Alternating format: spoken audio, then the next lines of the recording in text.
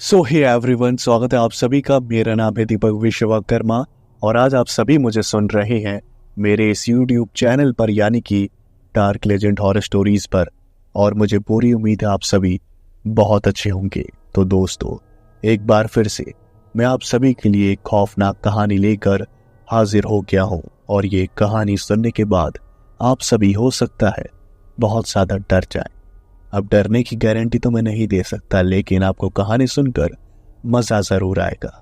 और अगर आप सभी को कहानी सुनकर मजा आए, डर लगे, तो वीडियो को लाइक कर देना, चैनल को सब्सक्राइब जरूर से कर देना। और मैं सोच रहा हूँ वेयरवुल्फ वर्सेस वैम्पायर की एक सीरीज स्टार्ट करने के लिए, क्योंकि मेरे पास एक बहुत अच्छी कहानी है और मैं उस पर सीरीज स्टार्ट करना चाहता हूँ। अगर आप चाहते हैं कि मैं उस सीरीज को स्टार्ट करूँ तो कमेंट करके बता दीजिएगा। अदरवाइज आपको कौन से टॉपिक पर सीरीज चाहिए वो कमेंट करके बता देना। तो चलिए शुरू करते हैं खौफनाक कहानी को। आज से तकरीबन 50 साल पहले अगर हम किसी भी व्यक्ति को बोलते थे कि भाई उस रास्ते पर मत जाना, वहां पर भूत प्रेत का साया है, वो रास्ता प्रेतवादित है, तो कोई भी इंसान वहां पर नहीं जाता था। लेकिन ठीक आज के समय में अगर ये बात आप किसी को बोलेंगे कि भाई उस रास्ते पर मत जाना, वो रास्ता प्रेतवादित है, वहां आत्माओं का साया है, तो वो आदमी आपके ऊपर हंसेगा और कहेगा कि भाई तू अंधविश्वासी है और मैं इस अंधविश्वास में नहीं मानता। और वो खुद को शेर समझकर उस रास्ते पर निकल पड़ेगा। और ऐसी ही बेवकूफ़ी रोज न जाने कितने लोग करते हैं और उन लोगों को ऐसी ऐसी घटनाओं का सामना करना पड़ता है जिसके बाद वो कभी भी सुनसान रास्तों पर जाने से डरने लगते हैं। उन्हीं लोगों में से एक था रोहित, जो अपने घर वापस लौट रहा था। और घर वापस लौटते हुए उसने कैसे कैसे अपने दोस्त की बर्थडे पार्टी में एंजॉय किया, यही सब सोचकर मुस्कुरा रहा था। तभी अचानक से उसका फोन बजा और उसने अपना फोन उठाया तो सामने से आवाज आई, हेलो रोहित, अरे मैं पूछ रहा था भाई कौन से रास्ते से होकर जा रहा है। जिसके जवाब में रोहित ने कहा, अरे भाई मुझे रास्तों का कुछ नहीं पता है, तू जानता ही है ना तेरा मेरा घर कितना दूर है और कई घंटों का रास्ता है, तो मैं जीपीएस का सहारा ले रहा हूँ। मैंने अपने घर की लोकेशन डाल दी है और यही मुझे लेकर जा रहा है। रोहित के दोस्त ने कहा, क्या तो जीपीएस के सहारे जा रहा है? भाई रास्ता चेंज कर, मैं जानता हूँ वो जीपीएस बस एक ही रास्ते से लेकर जाएगा और वो रास्ता बिल्कुल ठीक नहीं है। वहां पर बहुत गलत चीजें हैं यार, उस रास्ते से मत होकर जा। तो एक काम कर, मैं तुझे जो रास्ता बताता हूं ना उस रास्ते से होकर जा।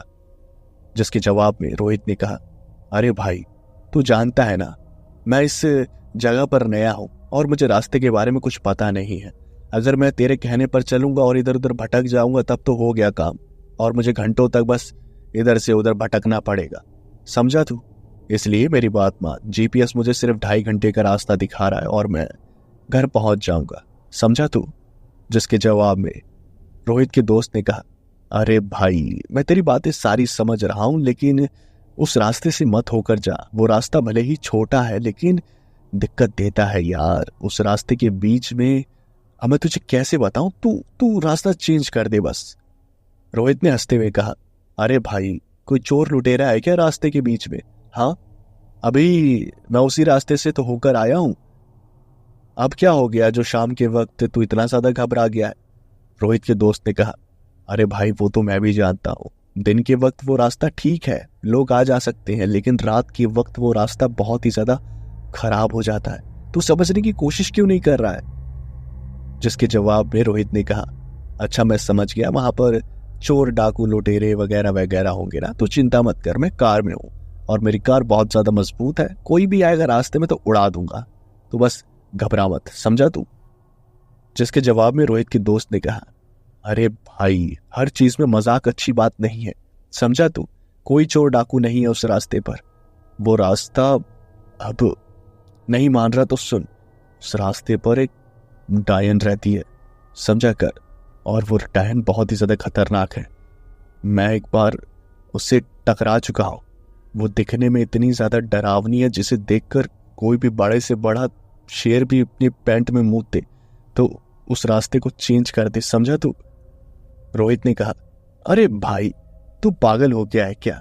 कौन सी डायन? आज के जमाने में तू कैसी बातें कर रहा है? हाँ, बकवास मत कर।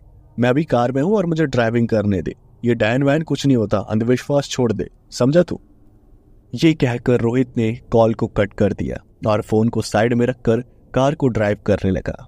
काफी देर बीत गई और वो उस रास्ते के सबसे सुनसान इलाके में पहुंच गया। एक ऐसे इलाके में जहां पर दूर दूर तक ना ही कोई कार थी ना ही कोई बाइक।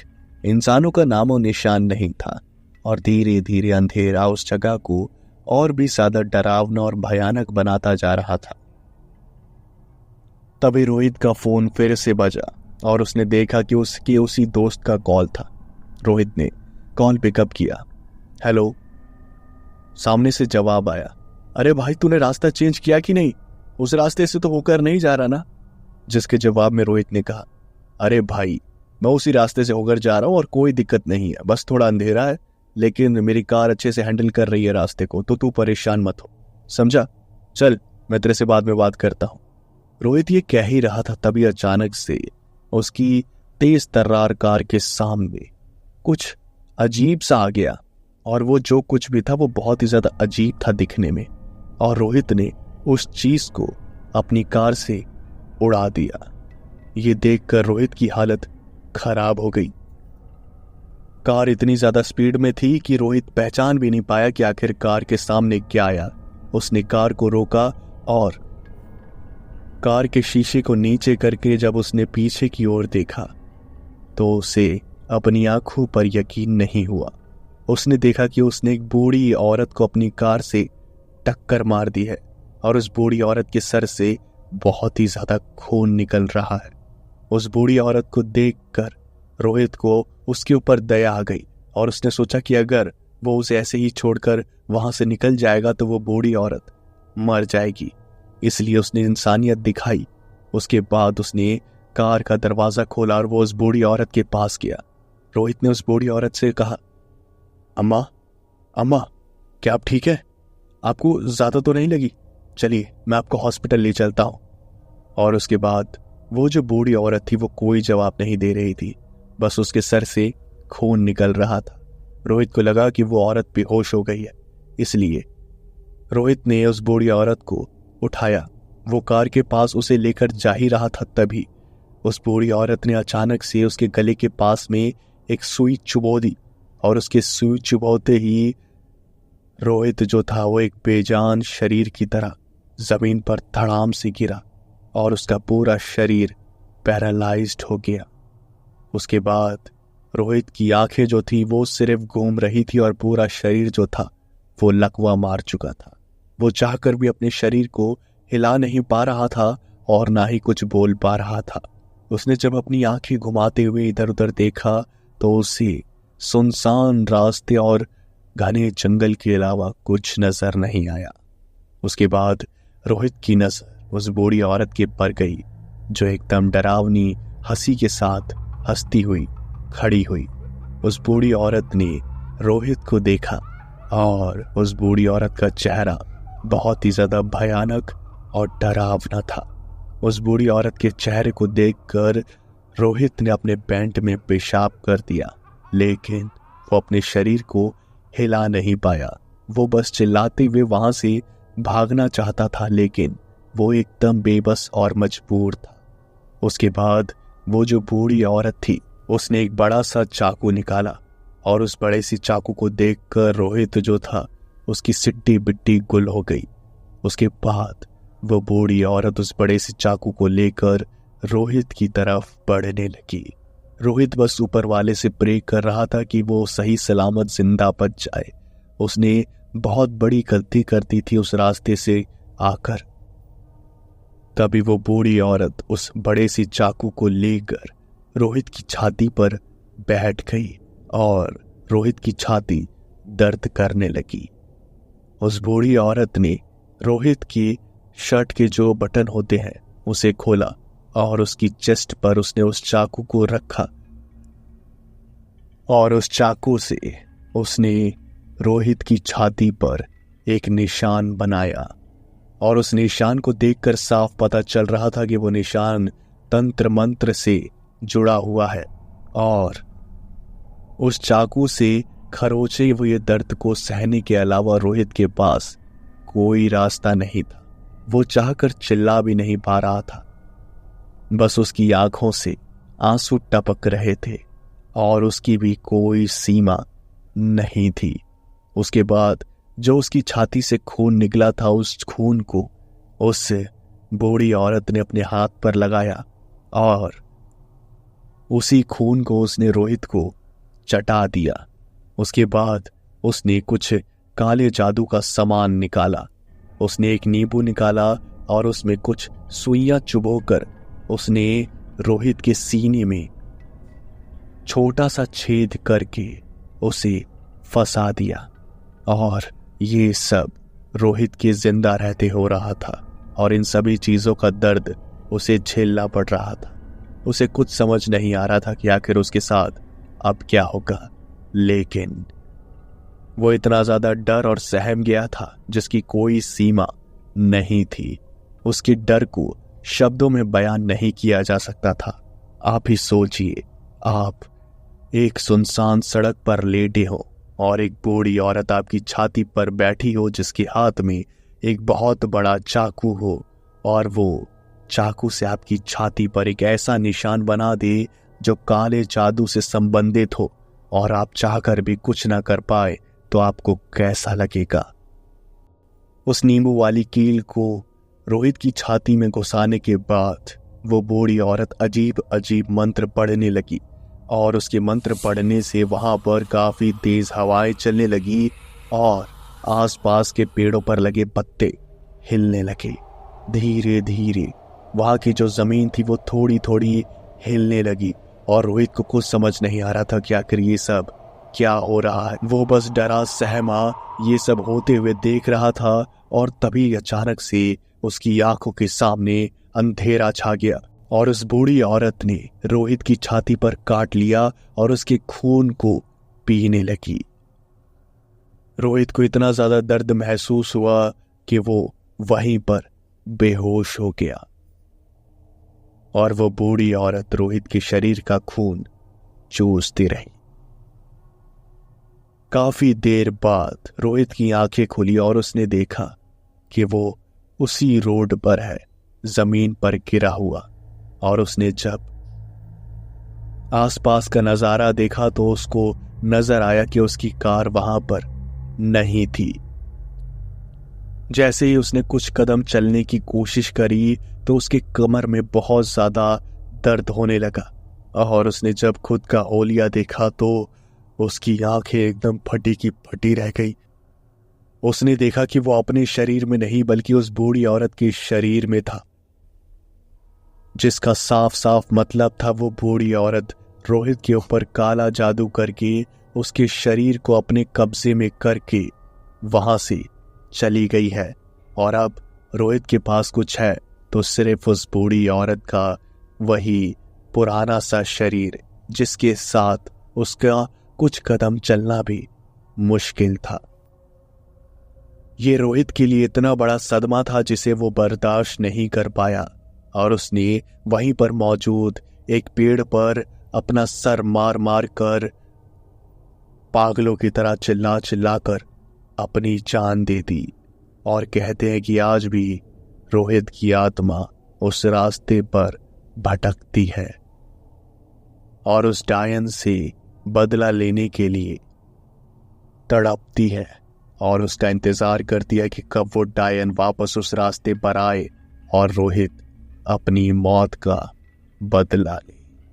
अब आप मुझे बताइए कि अगर आप रोहित की जगह होते तो क्या करते?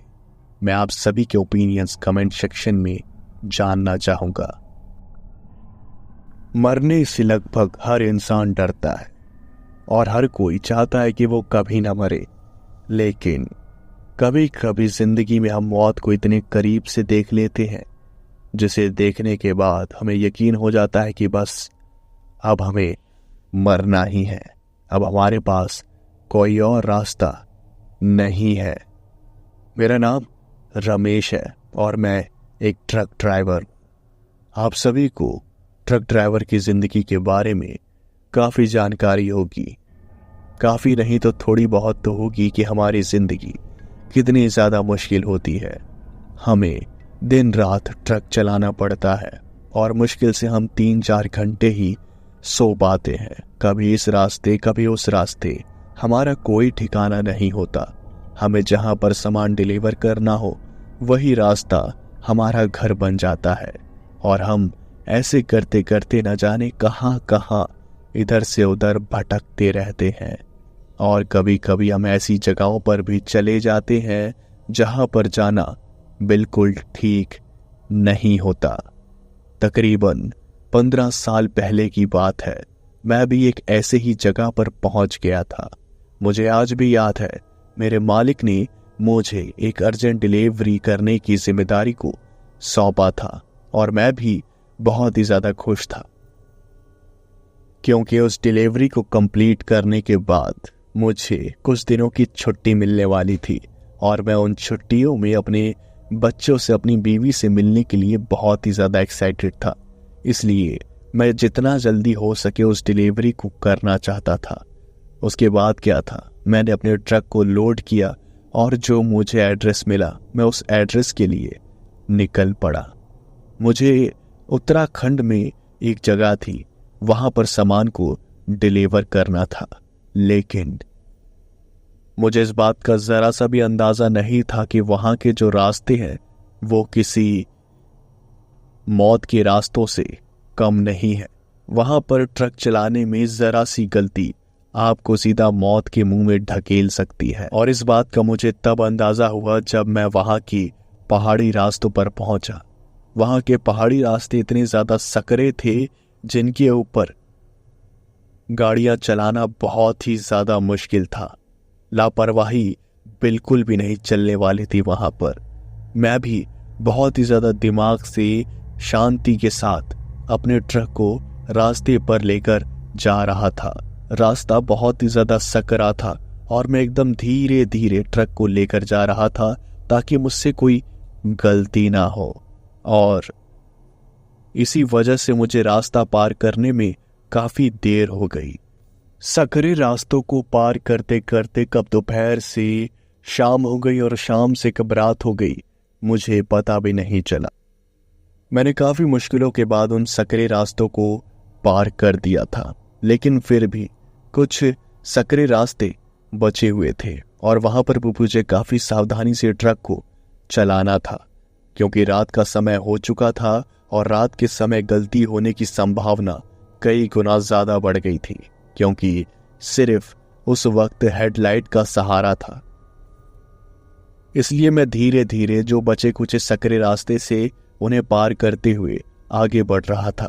तभी मुझे एक सकरे रास्ते के कोने में एक औरत नजर आई जो बहुत ही ज्यादा परेशान नजर आ रही थी। उस औरत को देखकर मैं भी सोच में पड़ गया कि आखिर इस सुनसान इलाके में ये औरत, वो भी इस सकरे रास्ते पर क्या कर रही है। मैंने इंसानियत दिखाते हुए उस औरत से पूछा, क्या हुआ, आप यहां पर क्यों खड़ी हैं? जिसके जवाब में उस औरत ने कहा, मेरा एक जरूरी सामान वहां पर गिर गया है जिसके बगैर मैं घर नहीं जा सकती। मैं बहुत ही ज्यादा परेशान हूं, मुझे समझ नहीं आ रहा कि आखिर मुझे क्या करना चाहिए। जिसके जवाब में मैंने कहा, कहां पर सामान गिरा है आपका? उस औरत ने हाथ का इशारा करते हुए नीचे देखने के लिए कहा और मैंने देखा तो मुझे वहां पर कुछ नजर नहीं आया। और मैंने सोचा कि अब इतनी रात को इस औरत के सामान के पीछे अगर मैं उस खाई में थोड़ा बहुत भी झुककर उस सामान को निकालने की कोशिश करूंगा और मेरा हाथ जरा सा फिसल जाएगा तो मैं सीधा नीचे जाऊंगा और मैं मर जाऊंगा। और यही बात सोचकर मेरी रूह कांप गई और मैंने कहा, देखिए अब कुछ नहीं हो सकता। वो जितनी ऊंचाई पर सामान फंसा हुआ है उतनी ऊंचाई से तो शायद ही वहां से आएगा वापस। वो भी बहुत ही ज्यादा खतरा है, तो मैं तो ये खतरा नहीं उठाऊंगा। उसके बाद मैं अपने ट्रक को वहां से लेकर जा ही रहा था, तभी मैंने कहा, आप अपने घर चले जाइए, अंधेरा हो गया है और न जाने अब यहाँ पर कैसे कैसे लोग आएंगे। इसलिए अगर आप सुरक्षित रहना चाहती हैं तो अपने घर चले जाइए, समझिए आप। जिसके जवाब में उस औरत ने कहा, जब तक मुझे मेरा ये सामान नहीं मिल जाता तब तक मैं अपने घर नहीं जाऊंगी, यहीं रहूंगी। कोई ना कोई तो आएगा जो मेरी मदद करेगा। आपने नहीं की तो कोई बात नहीं, कोई और आएगा। और मैंने कहा, देखिए बहन जी, रात बहुत ज़्यादा हो गई है और हर कोई मेरी तरह दिल का अच्छा नहीं होता। कई लोग बहुत ज़्यादा खराब होते हैं, वो आपके साथ कुछ भी कर सकते हैं। कुछ भी का मतलब समझती हैं आप? कुछ भी। इसलिए चली जाइए यहाँ से। अगर आपको लिफ्ट चाहिए तो मैं लिफ्ट भी देने के लिए तैयार हूँ, लेकिन आप यहाँ से प्लीज़ चलिए क्योंकि रात होती जा रही है। जिसके जवाब में उस औरत ने कहा, चाहे कुछ भी हो, मैं नहीं जाऊंगी तो नहीं जाऊंगी, समझे आप जाइए यहाँ से। उसके बाद क्या था, मैंने अपने ट्रक को आगे बढ़ाया, लेकिन बीच रास्ते पे ही मेरे अंदर एकदम गलत गलत ख्याल आने लगे कि कहीं अगर कुछ गलत आदमी उस औरत से टकरा गए तब वो उसके साथ क्या करेंगे। और बहुत ही ज़्यादा गलत गलत ख्यालों ने मुझे घेर लिया। फिर मैंने सोचा, ये औरत तो बिना सामान लिए यहाँ से जाएगी नहीं, और अगर इसे खराब लोग मिल गए तब इसके साथ बहुत बुरा हो जाएगा। और यही सब चीज़ें सोचकर मैंने सोचा कि चलो, थोड़ा सा रिस्क है लेकिन इतना मुश्किल नहीं है। थोड़ा सा हाथ नीचे डालकर सामान को निकाल लूंगा और इस औरत को दे दूंगा ताकि ये अपने घर चली जाए, वरना मेरे दिल में एक अजीब सी बेचैनी होती रहेगी। इसी वजह से मैंने ट्रक को रोका और मैं ट्रक से नीचे उतरकर उसी सकरे रास्ते पर आ गया और मैंने कहा, बताओ कहाँ पर तुम्हारा सामान है। जिसके जवाब में उस औरत ने नीचे हाथ का इशारा करते हुए कहा, वो देखो, ज़्यादा दूर नहीं है, वहीं पर है। जब मैंने नीचे देखा तो नीचे एक बैग लटक रहा था और ज़्यादा नीचे नहीं था। हाथ अगर नीचे डालता तो बैग आ जाता, लेकिन नीचे जो खाई की गहराई थी उसे देखकर मेरी रूह कांप रही थी और मेरा दिल जोर जोर से धक धक कर रहा था। मुझे समझ नहीं आ रहा था कि आखिर मैं क्या करूं, लेकिन फिर भी मैंने जैसे तैसे अपने कलेजे को मजबूत किया और मैं अपने हाथ को नीचे कर ही रहा था। तभी अचानक से जो कुछ भी हुआ वो बहुत ही ज्यादा भयानक था। उस औरत ने मुझे पीछे से धक्का दे दिया और मैं सीधा उस खाई में गिरने ही वाला था, लेकिन भगवान का आशीर्वाद कहो या मेरी अच्छी किस्मत, मैंने वहां पर एक मजबूत से पत्थर को पकड़ लिया और मेरा हाथ जो था वो बहुत ही ज्यादा दर्द कर रहा था। जब मैंने उस औरत को देखा तब मेरा जो डर था वो कई गुना ज्यादा बढ़ गया, क्योंकि नीचे खाई थी और वो जो औरत थी वो कोई नॉर्मल औरत नहीं थी, बल्कि वो एक डायन थी। उसका पूरा शरीर अपने आप ही नीला पड़ गया और उसकी आंखें एकदम लाल हो गई, खून जैसी, और वो मुझे देखकर पागलों की तरह हंसने लगी। उसकी हंसी इतनी ज्यादा भयानक थी कि मैं अपने आप को संभाल ही नहीं पा रहा था, लेकिन मैंने जैसे तैसे अपने आप को संभाला, क्योंकि मुझे पता था जिस हालात में मैं हूं, अगर मुझसे एक भी गलती हुई तो मैं सीधा खाई में जाऊंगा और उसके बाद मेरी मौत पक्की है। जैसे तैसे मैंने अपनी बीवी बच्चों की शक्ल को याद किया और ऊपर वाले का नाम लिया। उसके बाद अचानक से वो डायन जो थी वो वहां से कहीं गायब हो गई और मैंने बजरंगबली का नाम लेके अपनी पूरी ताकत लगाई और अपने शरीर को ऊपर की ओर खींचा। उसके बाद जैसे तैसे मैं उस खाई से बाहर आया। खाई से बाहर आने के बाद मेरी जो सांसें थी वो बस ऊपर नीचे हो ही जा रही थी। और उसके बाद जब मैं अपने ट्रक के पास जा रहा था तब मेरी टांगे जो थी वो एकदम कांप रही थी और लड़खड़ा रही थी। कई बार मैं रास्ते में गिरा, लेकिन जैसे तैसे अपनी लड़खड़ाती टांगों को संभालते हुए मैं ट्रक के अंदर बैठा और मैंने गहरी सांस ली और बजरंगबली को धन्यवाद कहा और वहां से ट्रक को चालू करके जैसे तैसे निकल गया। अब मुझे समझ आ गया कि वो जो औरत थी वो कोई आम औरत नहीं बल्कि एक डायन थी जो मुझे मारना चाहती थी। लेकिन मेरी किस्मत में ऊपर वाले ने और लंबी उम्र लिखी थी, इसलिए मैं बच गया। अब आप मुझे बताइए, अगर आप मेरी जगह होते और उस खाई में लटक रहे होते तब आप क्या करते? क्या आप हार मानकर नीचे गिर जाते या मेरी तरह हिम्मत रखकर खाई के ऊपर आ जाते?